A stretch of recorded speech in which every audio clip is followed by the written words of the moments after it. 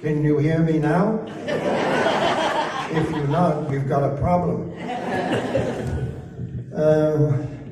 I started out living in North Wales, and it was a coal mining town, and mostly spoke Welsh, which I tried to learn, but it's really impossible if you look at the name of some of their towns. But my father was a coal miner, so that's why we stayed there. And as soon as he got enough money together, we came over to Canada. We're in Montreal, and we were trying to adapt. One time, my mother asked my brother to go and get us some milk from the corner store. So he went over and he said, "Can I have a carton of Home Mackenzie milk?" And I said, "What the hell's that?" He said, "Home Mackenzie milk. I got one here the other day." I said, "I'm sorry, you must be mistaken. We don't carry that." My brother said, "It's right there in the fridge in front of you." He said, "That's homogenized."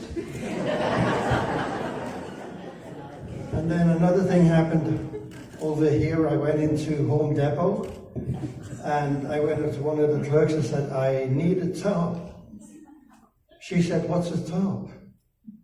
I said, "It's a big blue piece of plastic. There was all the stuff."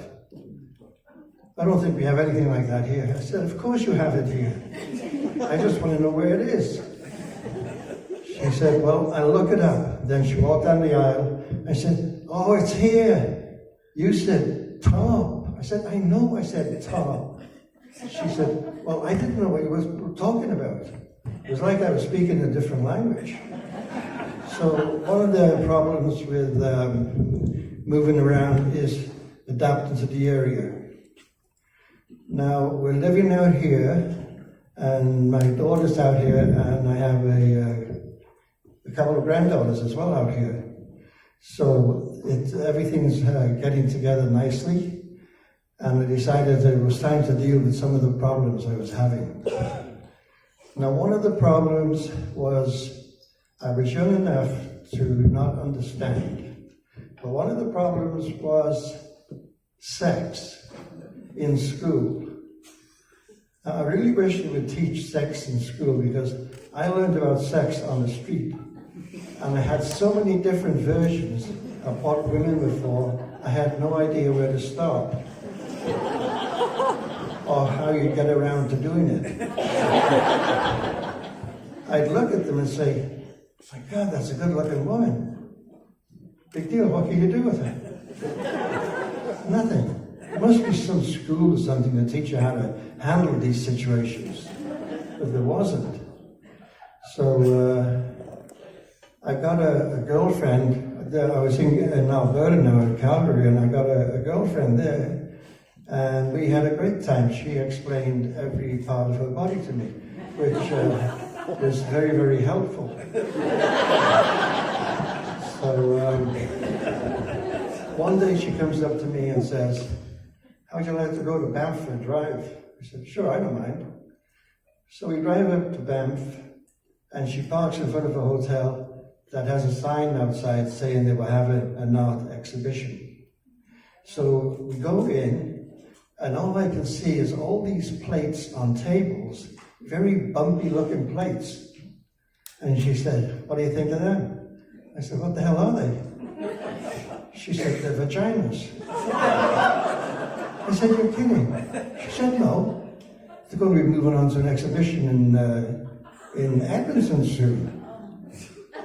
"Well, what do you do with them?"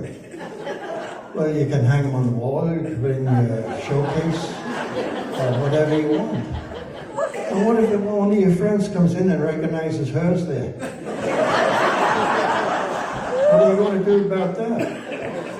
So she said, "Oh, that would never happen." I said, "Do you have one out here?" She said, "Did you see one?" I said, "I don't know." When I was in that area, I wasn't particularly interested in what it looked like. I had other things on my mind. So, it's been a pretty simple life. I've got this walker now, I don't know for how long.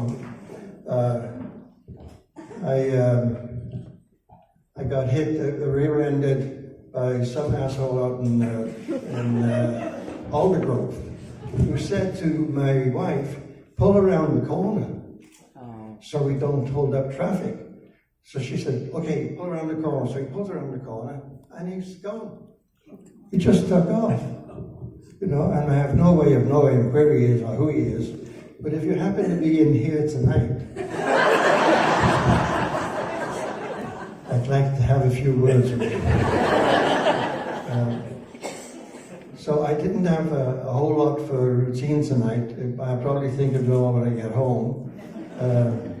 So I'm going around with this thing. It is great, but it has a lot of problems. I had one. We went to Ireland, and I didn't bring my walker. So I spent the first half of Ireland walking around like this because I couldn't straighten my back. So we went into a drugstore and said, I'd like to get some Tylenol.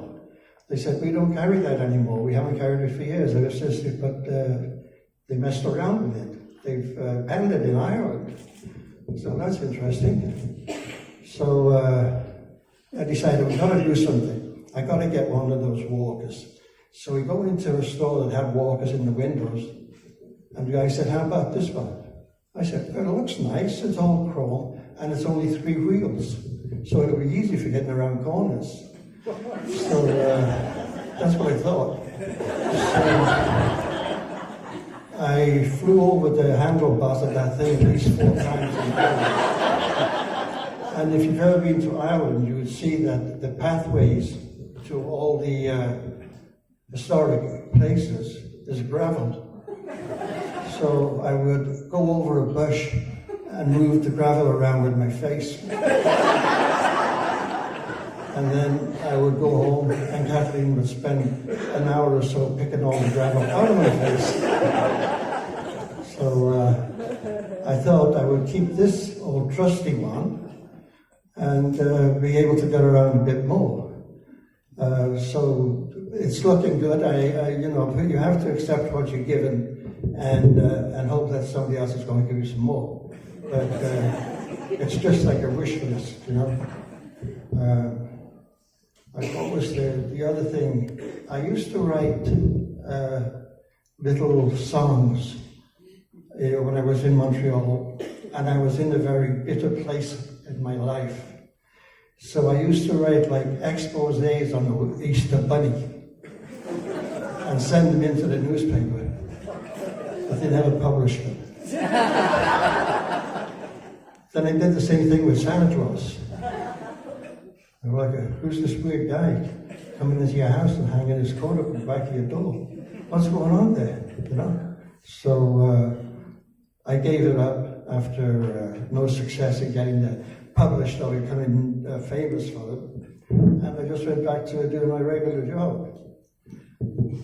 And I think that's about all I can think of tonight.